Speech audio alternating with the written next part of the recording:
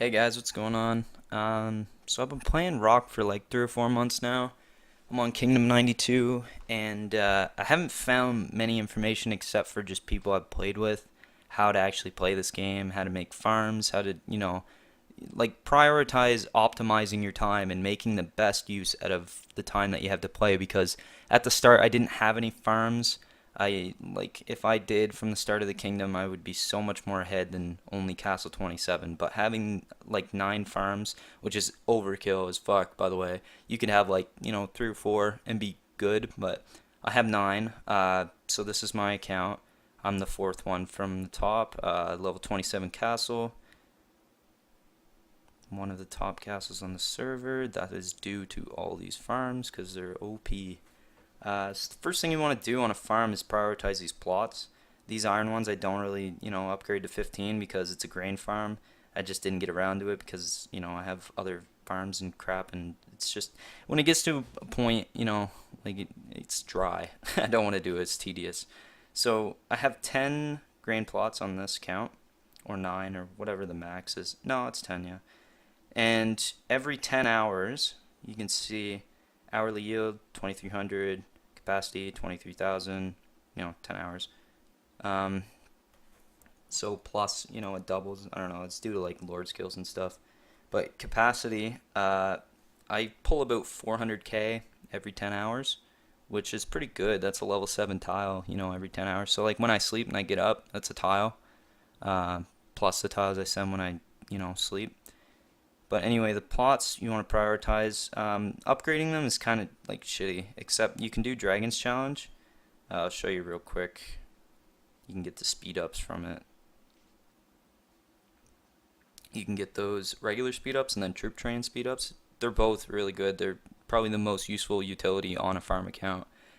So you get those speed ups and you just, use them on these farms. So it's 14 minutes. It's free because I have VIP 6 on. This is a really old farm, so I've had a lot of VIP points in it. But anyway, yeah, I'm just going to leave that. So it might have taken like 2 speed ups, but I don't know. I kind of just speed the low levels and pen the higher levels just because, I could log off, come back in 2 hours, and that plot I could, upgrade it again. So I kind of prioritized lumber first just to have some resources to upgrade all these iron, silver, or grain ones. And that's basically it for that. It's not much to it. Next thing I want to talk about, I guess I went over the Dragons Challenge, but I want to do research. Research slash Lord levels, I guess. So resource, you want to, since this is a grain farm, I prioritize grain speed. You can do it for lumber. On a C15 farm, you can do it for iron. You can go up to level 10, I believe, on a C11, but it's much more, efficient to have a C15 farm that can collect iron. And I'll tell you why in a second. Actually, I'll tell you why right now. So I can get this 15% from chassis. This isn't my iron farm, by the way. So 15 points there.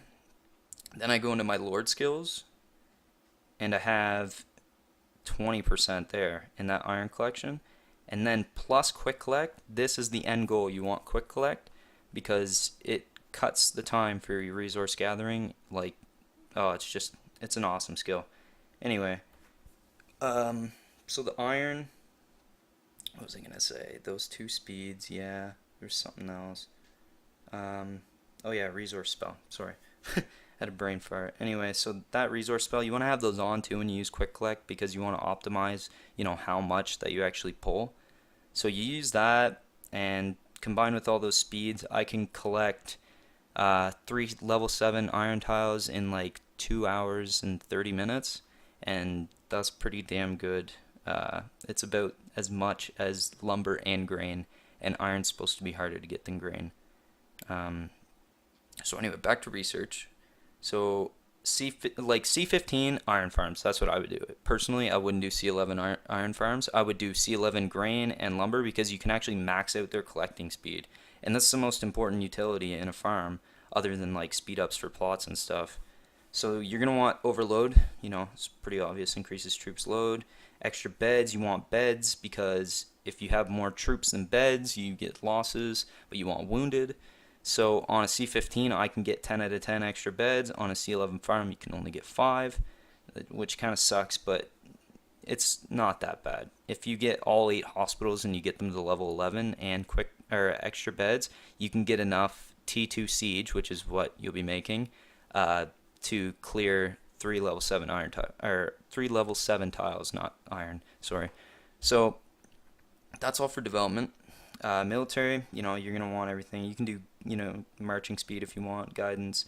Get legion, get both legions, get leadership, increase your dispatch size because that's how you're gonna be able to hide your troops. So what else should I talk about? The siege actually. So T2 siege is the best for collecting, and I'll tell you why right now because the load on the T2 siege is 22. If you can see that right below the attack. And then if you go to T4 Siege, and Rams collect more than catapults and stuff, by the way. So that's 24, the load.